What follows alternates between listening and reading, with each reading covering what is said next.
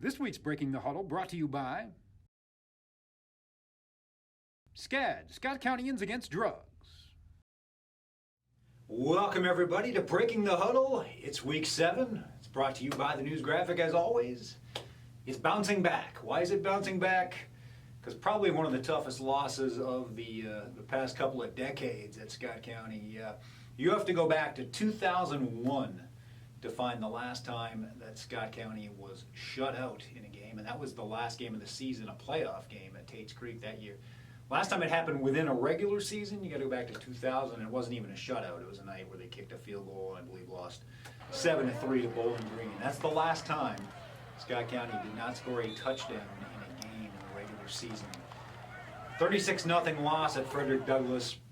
I think we all knew Douglass was going to be a tough opponent, especially coming off of last year. They wanted revenge after a 28-27 playoff loss in the second game of the postseason.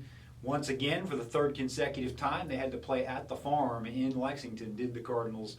It didn't get off to the start they needed to. You kind of knew the margin for error was pretty slender for Scott County. Needed to avoid penalties, needed to avoid turnovers. Both those things happened early, essentially. The penalties, 2 of them false starts on the opening drive, and then a shanked punt for 8 yards. Frederick Douglass scored immediately. 2 more bad snaps on punts led to short fields. A circus catch for Dane Key that you may have seen on ESPN. A top 10 play, just crazy, one-handed. It got late early for Scott County, as you might say. 36-0.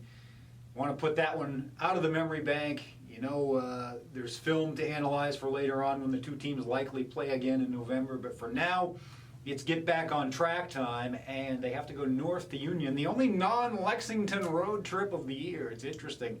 We're so used to going to Cincinnati and some other places, Louisville, but not happening this year. Scott County goes to Ryle. If that name sounds familiar, well, A, the Raiders are a former district opponent way back in the day. They're not now. They're in 6A. Scott County's still in 5A. But you probably most remember the 2016 regional championship held at Toyota Stadium. And that night, it was a wild one. Back, forth, back, forth. Tanner Morgan, who's now the quarterback at the University of Minnesota, was playing for Ryle at the time. Scott County scored last and then had to hold off a Hail Mary at the end. A Glenn Covington interception sealed the 42-40 victory. So Ryle's been waiting 3 years for that. You look at their schedule, they're 3-3, their record not that impressive, but they've lost to Covington Catholic, top team in 5A. They've lost to Highlands, another one of the top teams in 5A, along with Scott County. And they've lost to Elder at the Pit in Cincinnati, 49-7. So this is a legitimate team. They can run the ball all night long with Kyle English. That's been their MO most of the season. They've had an injured starting quarterback, and they didn't like to throw the ball a ton to begin with before he got hurt. So it'll be interesting to see what they bring out in Week 7 on Friday night up in Union. But I think it'll be a run-oriented attack. It could be a quick game. So you want to get there on time, and there's going to be a lot of running both ways as the Cardinals will try to get back on track. Their backfield got shut down pretty well, but it's hard to run the ball when you're behind 14-0, 20-0 right off the bat. And the Wing T struggled with that. But it was mostly those big linemen, Burton and Parks from Frederick Douglass, that did the damage there. I don't think Ryle can compete with Scott County in the trenches quite so strongly.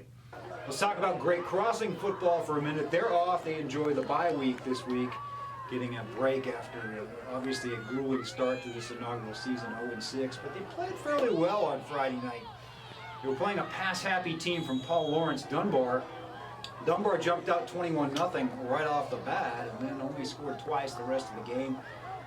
In that 35-6 loss, the Warhawks kind of unveiled a new weapon, Caleb Griggs, in the backfield. Griggs scored the only touchdown, rushed for 50 yards. And when you couple him with Levi Whalen back there, a couple of good promising quarterbacks in Caleb Perry and Gabe Nichols, starting to see some weapons develop for GC. Now you can hope that they make the transition to the district with some winnable games, you would think, or at least games where they can be competitive against Montgomery County and Grant County. So we'll see how that plays out on the other side of the bye. And of course they have to play Douglas.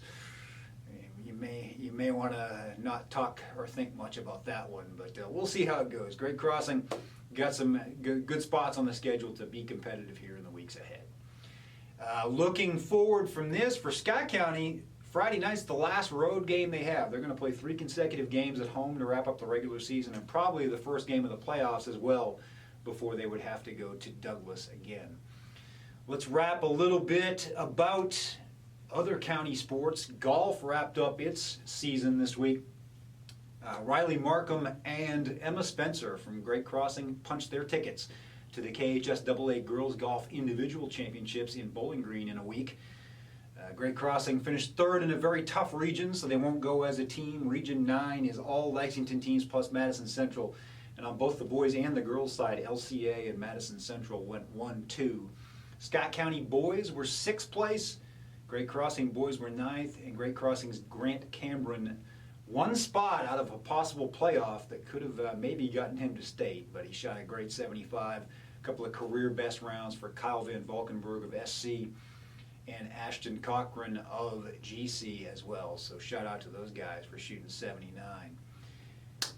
Rest of the sports scene, Great Crossing boys soccer wrapped up the top seed in the 41st District playoffs. Those are next week. The girls from Great Crossing will be the 2nd seed.